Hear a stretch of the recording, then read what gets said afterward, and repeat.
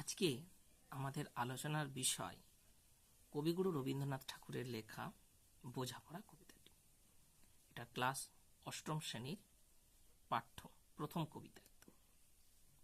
দেখো, বোঝাপড়া কবিতাটা পড়তে গেলেই প্রথমেই জানতে হবে বোঝাপড়া শব্দটির অর্থ কি। বোঝাপড়া মানে হলো মানিয়ে নেওয়া, পরস্পরের সঙ্গে নিজেকে বা পরস্পরের সঙ্গে পরস্পরের মানিয়ে নেওয়া। ইংরেজিতে একটা কথা আছে, মিউচুয়াল আন্ডারস্ট্যান্ডিং। এখানে কোনো ব্যক্তির সঙ্গে ব্যক্তির বোঝাপড়ার কথা কবিগুরু রবীন্দ্রনাথ ঠাকুর বলেননি। তিনি বলছেন মনের সঙ্গে মনের মানিয়ে নেওয়ার কথাই বলেছেন। আমাদের চলার পথে সুখ দুঃখ সমস্ত কিছুই আসবে, যাই আসুক না কেন। কবি রবীন্দ্রনাথ ঠাকুর তিনি বলেছেন আমাদের সমস্ত কিছুকেই সাদরে গ্রহণ করতে হবে। এরপর আসা যাক কবি পরিচয়। কবিগুরু রবীন্দ্রনাথ ঠাকুর তিনি কলকাতার জোড়াসাঁকোর ঠাকুর পরিবারে জন্মগ্রহণ করেছেন।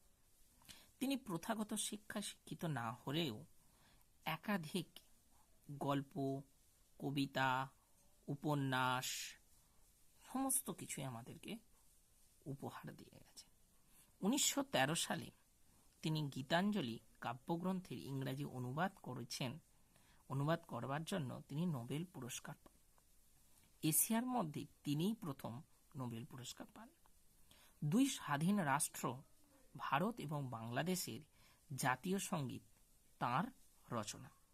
আমাদের এই যে পাঠ্য বোঝাপড়া কবিতাটি তার লেখা খনিকা কাব্যগ্রন্থ থেকে নেওয়া। এবার আসা যাক কবিতার সামগ্রিক একটু আলোচনায়।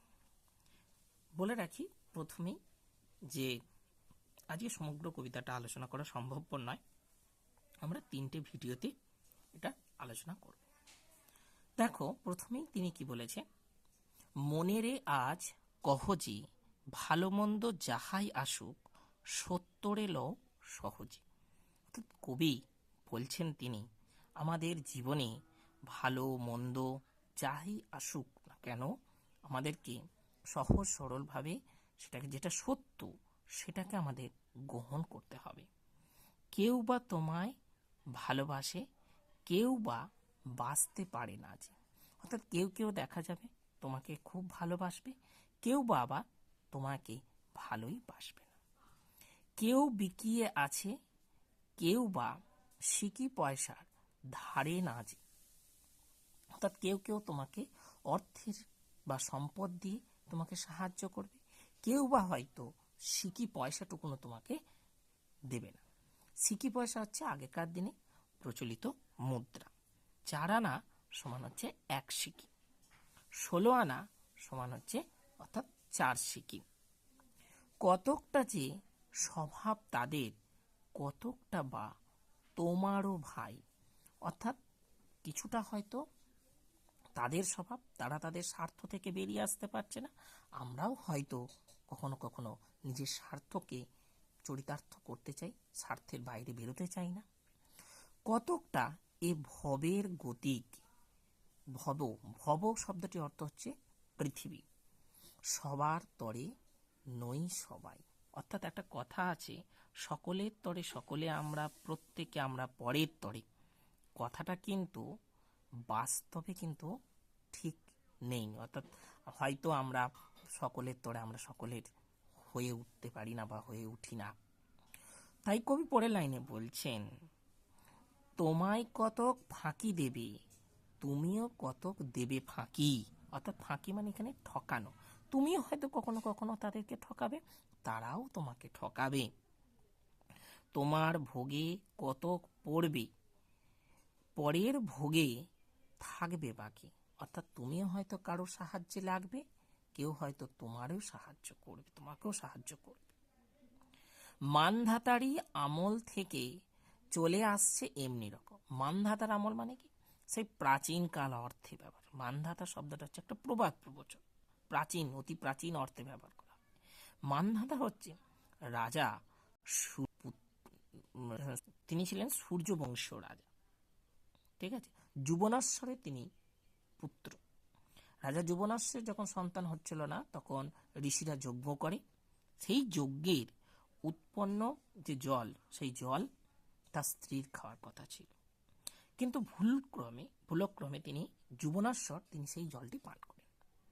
সেই জল পান করার ফলে তার পেটেই জন্ম হয় মান্ধাতা।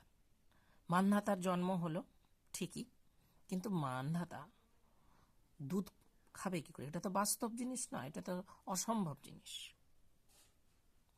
তখন দেবরাজ ইন্দ্র তার তর্জনীটা তার ঠোঁটে লাগায় এবং সেই তর্জনী থেকে দুধ বের হতে থাকে এবং সেখান থেকে খুব তাড়াতাড়ি মান্ধাতা বড় হয়ে ওঠে। তার তর্জনী থেকে অমৃতরূপ দুধ বেরোতে থাকে। তখন তিনি বলেছিলেন মাম ধাস্যতি। এই যে মাম ধাস্যতি মানে আমায় পান করো, অর্থাৎ সেখান থেকেই মান্ধাতা শব্দটি আসছে।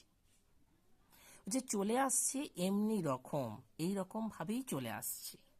তোমারই কি এমন ভাগ্য বাঁচিয়ে যাবে সকল জখম?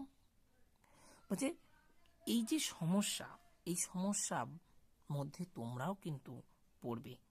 এই সমস্যা থেকে কখনো কখনো আবার মুক্ত হতেও সহজে পারবে না।